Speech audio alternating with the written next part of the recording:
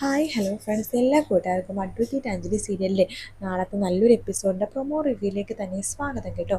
Channel ആദ്യമായിട്ടാണ് കാണുന്നുണ്ടെങ്കിൽ ഒന്ന് സബ്സ്ക്രൈബ് ചെയ്ത് ലൈക്ക് ചെയ്ത് സപ്പോർട്ട് ചെയ്യാൻ വേണ്ടി മറക്കല്ലേ. അങ്ങനെ അനുപമ രാത്രി തന്നെ കാവ്യനെ വിളിച്ച് പറയുന്നുണ്ട്, പത്മ വീണ്ടും രാജാജി നഗർ കോളനിയിലേക്ക് ലാൻഡ് ചെയ്തിട്ടുണ്ട്. പത്മ അവിടെ എത്തിയ എന്താ സംഭവിക്കാന്നറിയാലോ. കാർത്തിക്കിന്റെ കാര്യത്തിൽ ഒരു തീരുമാനമാവും. പിന്നെ അഞ്ജലി കോടതിയിലേക്ക് പോവാനും തുടങ്ങി.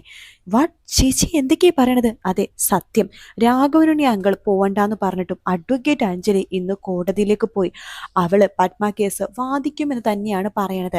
അവള് പത്മ കേസ് വാദിച്ച എന്ത് സംഭവിക്കുമെന്ന് അറിയാലോ. സത്യം പറഞ്ഞ രാഘവനുണ്ണി അങ്കിളിനെ പോലും ആ കാര്യത്തിൽ ടെൻഷനുണ്ട്. അതുകൊണ്ട് കാർത്തികിന്റെ കാര്യത്തിൽ ഏകദേശം തീരുമാനവും ആവാനായി. ഒന്നില്ലെങ്കിൽ അഞ്ജലിനെ ഇല്ലാതാക്കാം, അതല്ലാന്നാണെങ്കിൽ പത്മേനെ ഇല്ലാതാക്കാം. ഈ രണ്ട് ഓപ്ഷൻ മാത്രമേ ഇനിയുള്ളൂ എന്ന് പറഞ്ഞിട്ട് അനുപമ ഫോം വെക്കുന്ന ഭാഗത്തോടെയാണ് ഇന്നത്തെ എപ്പിസോഡ് തീർന്നിട്ടുണ്ടായിരുന്നത്. അപ്പൊ നാളെ കാണിക്കാൻ പോണത്, ഇത് കേൾക്കുന്ന കാവ്യ വേഗം തന്നെ കാർത്തികിന്റെ അടുത്തേക്ക് പോകുന്നുണ്ട്. കാർത്തിക്, എടാ കാർത്തിക് എന്ന് വിളിച്ച് കാർത്തികിന്റെ അടുത്തേക്ക് പോവാണ്. എന്താ എന്താ ചേച്ചി, എന്താണ് പ്രശ്നം എന്ന് ചോദിക്കുമ്പോൾ, എടാ പത്മ അവള് വീണ്ടും ലാൻഡ് ചെയ്തു അഞ്ജലിയുടെ വീട്ടിലേക്ക്. അവൾ വീണ്ടും വന്നോ? അതെ, വന്നു. ഓ, പത്മ കേസ് വീണ്ടും റീഓപ്പൺ ചെയ്യുകയാണല്ലോ ഈ അടുത്ത ആഴ്ച, അതുകൊണ്ടായിരിക്കും അവൾ വന്നേലേ. അവൾക്ക് ഒരു നാണവും മാനവും ഇല്ലല്ലേ?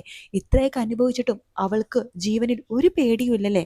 എടാ അത് മാത്രല്ലടാ, അഡ്വക്കേറ്റ് അഞ്ജലി രാഘവനുണ്ണിയുടെ അതായത് ശംഖു ചക്രത്തിന്ന് കോടതിയിലേക്ക് പോയിരിക്കുന്നു. എന്തൊക്കെയായിരുന്നു അയാളുടെ ഒരു പൊങ്ങച്ചം.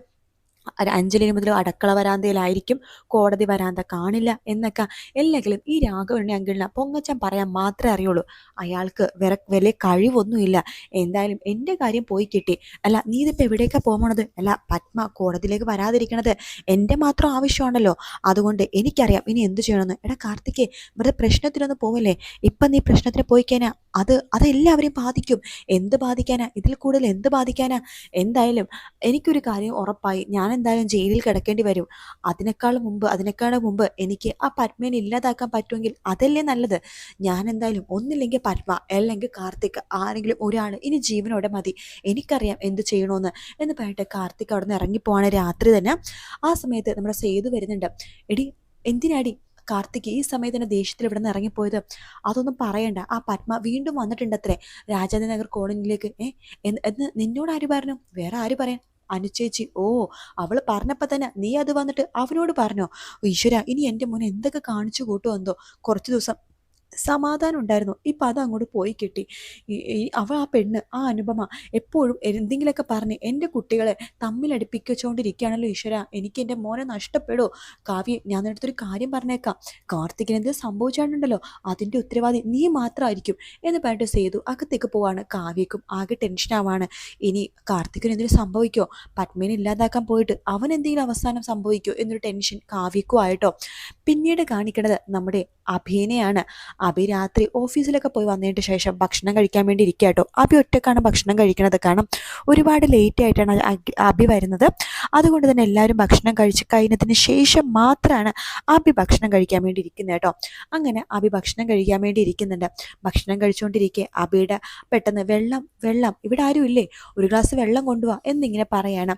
ആ ശബ്ദം കേട്ട് അനുപമ, തൻ്റെ ഭർത്താവല്ലേ വെള്ളം കൊണ്ടുവരാൻ വേണ്ടി പറഞ്ഞത്, വേഗം തന്നെ വെള്ളം കൊണ്ടു കൊടുക്കണം എന്ന് പറഞ്ഞിട്ട് വേഗം തന്നെ അകത്തേക്ക് കയറിയിട്ട് വെള്ളം എടുക്കാൻ വേണ്ടി പോകാൻ വേണ്ടി പോകുമ്പോഴേക്കും ദൈവമായിരുന്നു നമ്മുടെ അഞ്ജലി ഒരു ഗ്ലാസ് വെള്ളമായിട്ട് അബിക്ക് ഒരു ഗ്ലാസ്സിലേക്ക് വെള്ളം ഒഴിച്ചു കൊടുക്കുകയാണ് അഞ്ജലി. അബി നോക്കുന്നില്ലട്ടോ അഞ്ജലിനെ. വെള്ളം കൊടുക്കുന്നു, അബി അങ്ങനെ കുടിക്കാൻ വേണ്ടി പോകുന്നു ക്യാഷ്വലായിട്ട്. പക്ഷേ ഇത് അനുപമ ദൂരത്ത് നിന്ന് കാണുന്നുണ്ട്. അനുപമ നോക്കുമ്പോഴേക്കും നമ്മുടെ അഞ്ജലി അബിയുടെ ഗ്ലാസ്സിൽ സന്തോഷത്തോടെ വെള്ളം ഒഴിച്ചു കൊടുക്കുകയാണ്. അബിയും സന്തോഷത്തോടെ വെള്ളം എടുത്ത് കുടിക്കുന്നുണ്ട്. ഇത് കാണുമ്പോഴേക്കും അനുപമ, എടി അഞ്ജലി എന്ന് പറഞ്ഞ് വിളിക്കുകയാണ്. അഞ്ജലി ഷോക്കായിട്ട് അനുപമയുടെ മുഖത്തേക്ക് നോക്കുന്നുണ്ട്. അനുപമ സ്പീഡിൽ അഞ്ജലിയുടെ അടുത്തേക്ക് വരുവാണ്. നിനക്ക് നാണുലടി എൻ്റെ ഭർത്താവിന് വെള്ളം എടുത്ത് കൊടുക്കാനായിട്ട്? ഇത് കേൾക്കുന്ന അഞ്ജലി പറയാണ്, ചേച്ചിയുടെ ഭർത്താവാണെങ്കിലും ഈ വീട്ടിൽ ഒരാൾ അംഗമല്ലേ അഭിയേട്ടൻ. ഒരാൾ വെള്ളം വേണമെന്ന് പറഞ്ഞാൽ അതെടുത്ത് കൊടുക്കണമെങ്കിൽ ഇപ്പം എന്താ തെറ്റ്? എടി, നിനക്ക് വെള്ളം എടുത്ത് കൊടുക്കണമെന്നുണ്ടെങ്കിൽ നിൻ്റെ ഭർത്താവ് ഭക്ഷണം കഴിക്കുമ്പോഴേക്കും വെള്ളം എടുത്ത് കൊടുത്താൽ മതി, അല്ലാതെ എൻ്റെ ഭർത്താവിൻ്റെ കാര്യം നോക്കാൻ ഞാനുണ്ട്, മനസ്സിലായോ? എൻ്റെ അബി ഒഴിഞ്ഞു മാറി പോയാലും നീ അബിയുടെ അടുത്തേക്ക് കൂടുതൽ കൂടുതൽ അടുക്കുകയാണല്ലോടി എന്ന് പറയണം. ദേ ചേച്ചി അനാവശ്യം പറയരുത് എന്ന് പറയുമ്പോൾ അബി പറയുന്നുണ്ട്, അനുപമേ നിനക്ക് എന്താടി കണ്ണിന് തിമിരുവാണോ? മഞ്ഞപ്പിത്തുള്ളവർക്കെല്ലാം മഞ്ഞിച്ചെല്ലേ കാണുള്ളൂ. അതേടോ എനിക്ക് മഞ്ഞപ്പിത്തം തന്നെയാണ്. അതാണല്ലോ ഈ നട്ടപ്പാതിരക്ക് നിങ്ങൾ രണ്ടര പ്രണയരഹസ്യം കാണാൻ വേണ്ടി ഞാൻ കണ്ണു തുറന്നിരുന്നത്. കൊള്ളാം, ഇന്ന് വെള്ളം എടുത്തന്നോ? നാളെ നിങ്ങൾ ഓഫീസിലേക്ക് പോകുമ്പോൾ ഇവളായിരിക്കോ ഷർട്ടിന്റെ ബട്ടൺസ് ഇട്ടിരുന്നത്? ചേ, നാണുമില്ലേ? അഞ്ജലി എൻ്റെ അനിയൻ്റെ ഭാര്യയാണിപ്പോൾ. അതെ, അതന്നെയാണ് എനിക്ക് പറയാനുള്ളത്. ആ ഒരു ഓർമ്മ നിങ്ങൾക്കും അതുപോലെ തന്നെ ആ ഒരു ഓർമ്മ ഇവൾക്കും ഉണ്ടായാൽ മതി. എടി, നിന്റെ ഭർത്താവ് ഭക്ഷണം കഴിക്കാനായിട്ട് ഇരിക്കുമ്പോഴേ നീ അവൻ്റെ അടുത്ത് പോയിട്ട് വെള്ളമോ കറിയോ എന്താ ഒഴിച്ചു കൊടുക്കുക.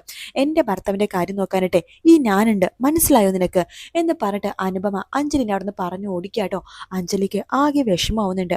അഞ്ജലി അവിടെ നിന്ന് നേരെ റൂമിലേക്ക് പോവാണ്. തിരിച്ചു മറുപടി അഞ്ജലി കൊടുക്കുന്നുണ്ടെങ്കിലും എന്തോ ഒരു ബുദ്ധിമുട്ട് പോലെ അഞ്ജലിക്ക് തോന്നാട്ടോ.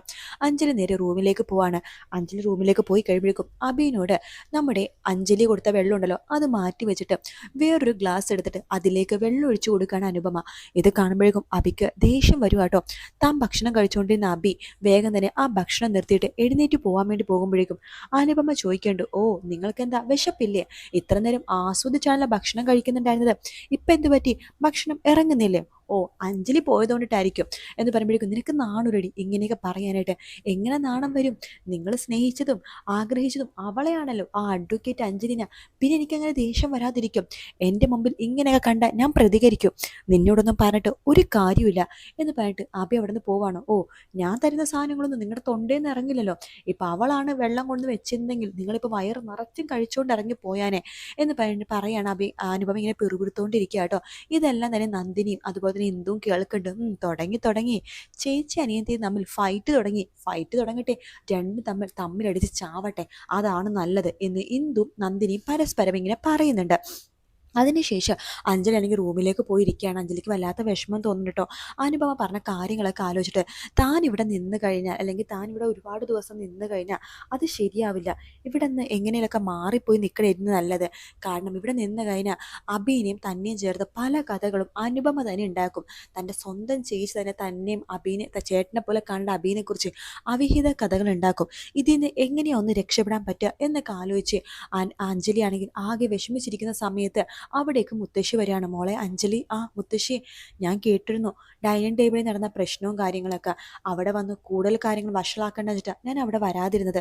മോൾ അതൊന്നും ശ്രദ്ധിക്കേണ്ട. അനുപമയ്ക്ക് ഇതല്ലെങ്കിൽ വേറൊരു കാര്യം എന്തായാലും അവൾ പ്രശ്നം ഉണ്ടായിക്കൊണ്ടിരിക്കും. ഇതൊന്നും ഓർത്ത് മോളെ വിഷമിക്കേണ്ട. ശരിയാ, മോൾക്ക് വേണ്ടി ഞാൻ അബീനെ ആദ്യം ആലോചിച്ചത്. എന്തു പറയാനാ, ആ വിവാഹം അത് നടന്നില്ല.